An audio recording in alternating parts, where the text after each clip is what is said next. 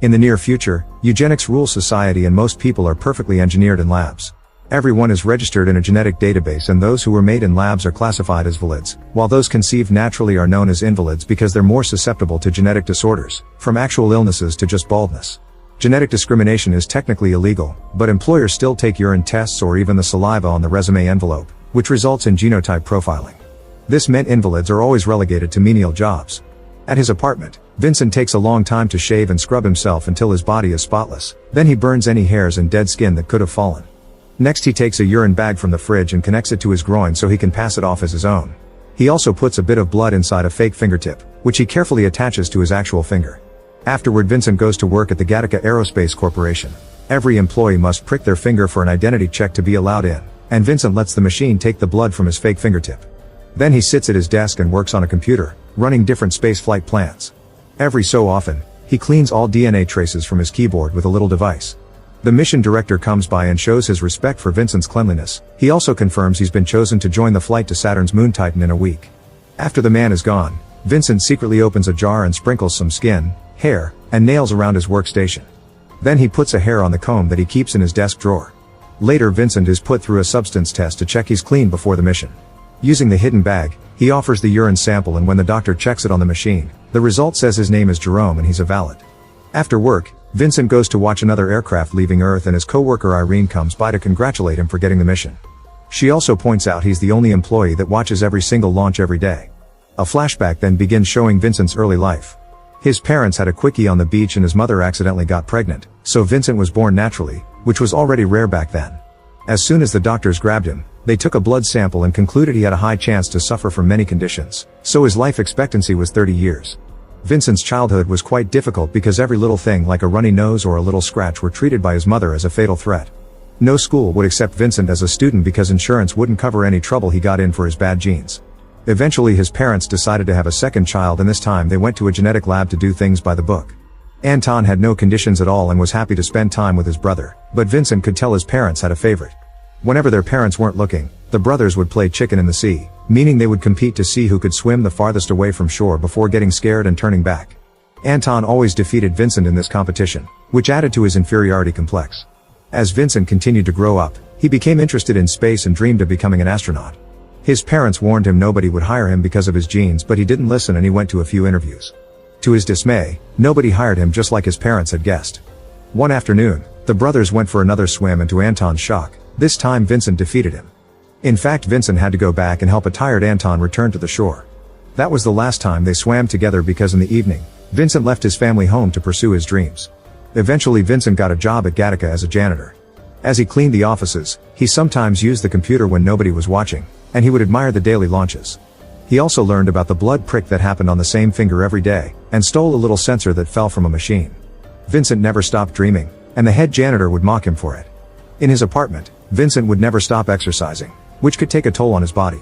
Desperate for progress, in the end he decided to contact a man in the black market who introduced him to the real Jerome, a former swimming star with great IQ and perfect health except for his legs. He was paralyzed after being hit by a car and became wheelchair bound. The incident happened overseas and wasn't recorded, so nobody knew Jerome became an invalid.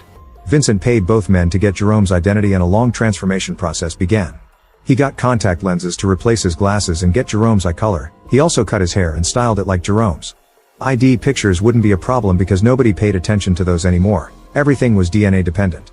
The last issue was that Jerome was taller than Vincent, meaning that Vincent had to reluctantly undergo a painful procedure that broke his legs and extended them until the heights matched.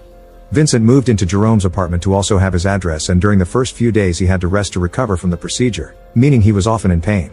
During those days Vincent learned Jerome's signature and how to write with his other hand while Jerome kept filling bags with urine and blood. One day Jerome showed Vincent his silver medal to remind him he has a lot to live up to. Jerome also told Vincent to call him by his middle name Eugene so that Vincent could get used to being called Jerome. When the day for Vincent's interview finally came, he took a urine bag and tested it on the machine only to get an error message because the urine contained alcohol.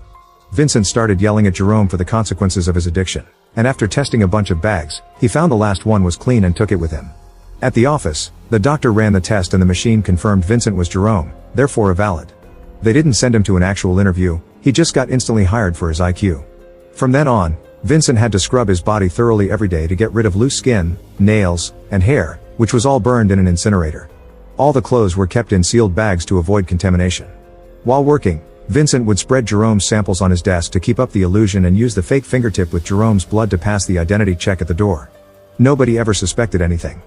Back in the present, everyone in Gattaca is freaking out because the company administrator has been murdered with a keyboard. Jerome scratches his eye while staring at the gruesome scene and doesn't notice that an eyelash falls off.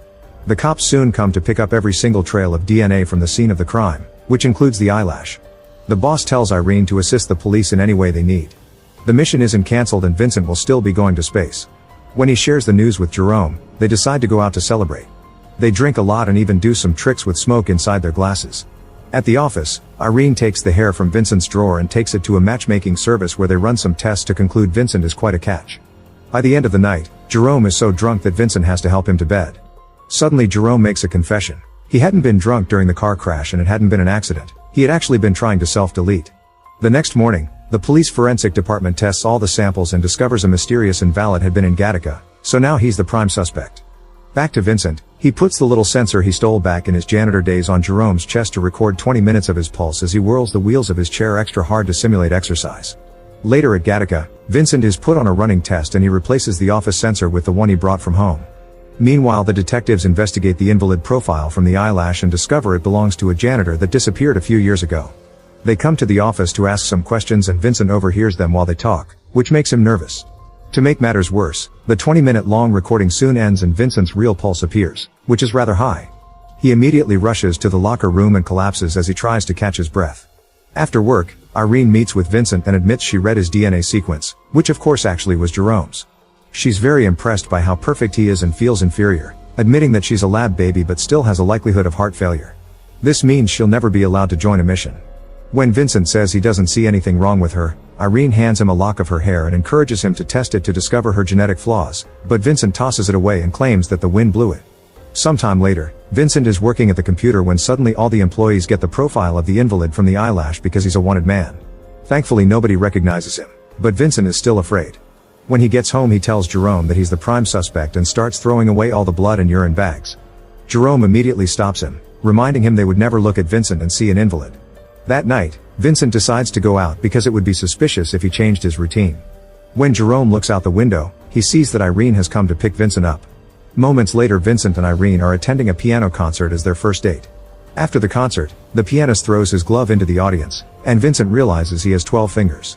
Irene explains such a complex piece of music could only be played by those hands. Meanwhile, the detectives are rounding up a bunch of invalids from the neighborhood in order to find the murderer, but obviously none of their DNA matches the eyelash. They decide to investigate all the buildings that surround Gattaca and they make it to Jerome's apartment, so he gets a blood test too. The detective is surprised that wheelchair-bound man could be working at Gattaca, so Jerome pretends to be offended and yells at him, saying he just got hurt during training and accusing him of discrimination. Not wanting trouble, the detective leaves. At Gattaca, some officers take away all the trash bags. On their way home, Irene and Vincent find the road blocked by the cops too because they're inspecting everyone in the area. Vincent immediately removes his contacts and avoids a spit test by saying he's been drinking. The cops take a blood sample instead and his fake fingertip tricks them as always. After they pass the check, Irene announces she wants to show Vincent something and stops the car a few miles ahead. She quickly crosses the street while dodging incoming cars, but Vincent is hesitant because he can't see well without his contacts. After lots of doubts, he runs in and thankfully avoids getting hit. Then Irene takes him to watch the sunrise at the solar panel center, which causes a beautiful effect of light that Vincent sees rather blurry. On their way out, Irene notices that Vincent's eyes look different and he blames it on a trick of the light. Sometime later, the detectives discover that a cup from the office trash has the same DNA as the eyelash. They theorize the invalid may be working in disguise and killed the administrator because he found out the truth. To be sure, they go to Gattaca and announce they're taking blood samples directly from the vein instead of fingertips.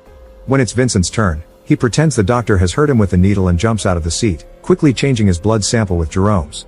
The detectives run the tests again and no match is found. That night, Vincent and Irene go on a second date. Their sweet dancing is interrupted by the cops, who start picking up all kinds of things with DNA like napkins and cigarette ends.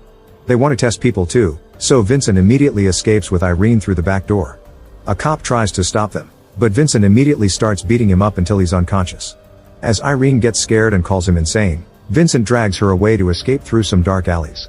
When the other cops find their partner on the ground, they start looking for the couple, who hides in an alley. One of the detectives yells the name Vincent and Irene asks who that is, but Vincent answers by kissing her. Moments later, The couple is at Irene's apartment having their first time together. In the morning, Vincent finds a hair on the pillow, so he rushes to the beach and uses sand and rocks to rub the excess skin from his body. When he goes back, Irene asks him about his leg scars and Vincent says it was a car accident. Meanwhile, the detectives are comparing Jerome's profile to Vincent's and decide more testing is in order. They go back to Gattaca and take the keys from Vincent's keyboard while asking about him, still using Jerome's name. Irene overhears this and immediately warns Vincent, saying he looks sick and he should go home. Vincent understands she's talking in code and leaves the building while Irene tells the detective that Vincent went home because he was ill. This doesn't stop the detective, who asks Irene to take him to Jerome's home. At the same time, Vincent calls Jerome and tells him to be himself because the police are coming. Jerome has to drop the wheelchair and start climbing the stairs to the main floor by slowly dragging his legs. It takes him a while but he makes it to the buzzer just in time to let Irene and the detective in. Then he drags his body to the chair and fixes his legs to look natural. Once the duo comes in, Jerome plays his part and asks Irene for a kiss, which she gives to him to keep up with the lie. The detective takes a blood sample and is frustrated to see this is indeed Jerome. Then he tries to go downstairs, where Vincent and the lab are hiding, but at that moment he gets a call from his partner saying they've captured the murderer, so the detective leaves. Afterward, Vincent comes out and Irene sees him next to Jerome as they call each other that name. Hurt, she rushes out, but Vincent follows her and explains his situation, swearing he didn't kill anyone. Irene is still wary and leaves. At the police station, it's revealed that the director's spit was found in the victim's eye, confirming he's the killer.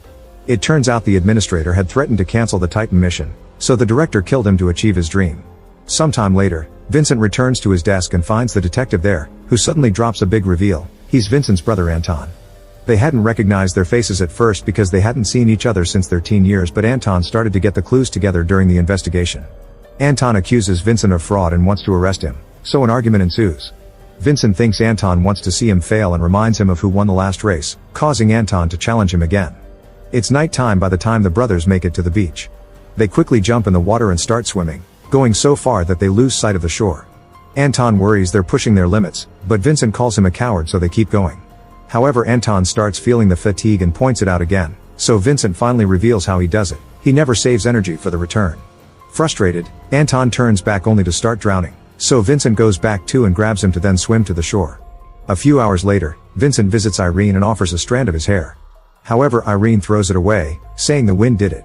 They spend the night together at her place as a goodbye since Vincent will be gone on his mission for a year. The next morning, Vincent returns to his apartment and finds the lab covered in plastic. Jerome reveals he's had prepared enough sample bags to last him 2 lifetimes, implying he won't be around when Vincent returns. When Vincent asks him where he's going, he only says I'm traveling too. Jerome also hands Vincent a card, telling him not to open it until he's in space. Afterward, Vincent goes to Gattaca to get ready for his mission. The doctor informs him that there's been a change of policy, so a new urine sample is needed. Vincent hadn't expected this and didn't bring Jerome's bag, so he starts peeing in a cup while lamenting the loss of his dream. However, the doctor reveals he's always known and never said anything because he also has an invalid kid and thinks he deserves better. The machine offers the wrong profile, but the doctor changes it for Jerome's and lets Vincent pass anyway. Before he leaves, the doctor informs him that he knew because Vincent always grabbed his member with the wrong hand. At the apartment, Jerome grabs his silver medal and enters the incinerator, ending things for himself. At the same time, Jerome gets on the spaceship and leaves the planet. Once Vincent is far enough, he opens Jerome's card and discovers a large lock of his hair. Now Jerome has technically visited space as well.